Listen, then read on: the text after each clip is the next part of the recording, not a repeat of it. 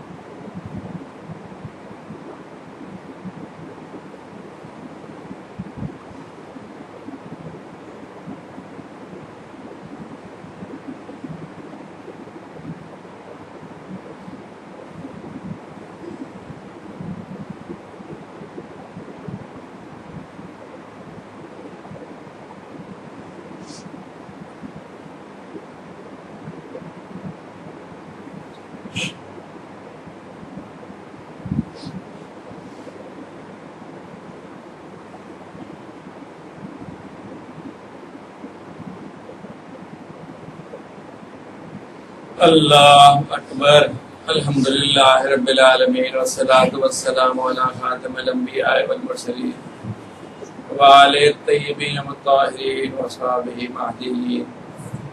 اللہم انک عفو تحب العفو فاعف عنا یا غفور۔ اللہم طہر قلوبنا من النفاق واعمالنا من الرياء ولساننا من الكذب واعیننا من الخیانہ فإنك تعلم خائنة الأعين وما تخفي الصدور۔ اللهم سلمنا، سلم دیننا، سلم دنیانا، سلم ایماننا وثبت أقدامنا فانصرنا على القوم الكافرين۔ اللهم اقذف في قلوبنا رجاءك وقت رجاءنا من سواك حتى لا يرجو أحد من غيرك۔ الله والله ربي لا أشرك به شيئا۔ جزا اللہ سیدنا محمد صلی اللہ تعالی علیہ وآلہ وسلم ما هو أهله برحمتك یا ارحم۔